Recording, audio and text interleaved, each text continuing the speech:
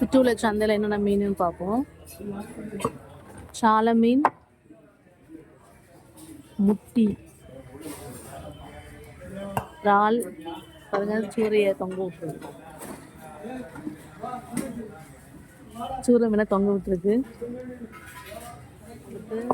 கண்ணங்குழி சாலை,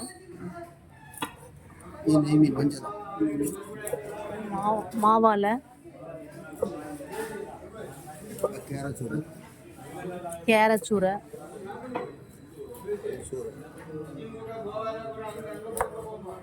பாறை மீன்,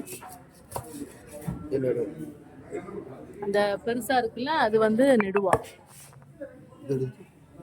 அது என்னன்னா இது நெய் மீன் பெருசா இருக்கு பாருங்க.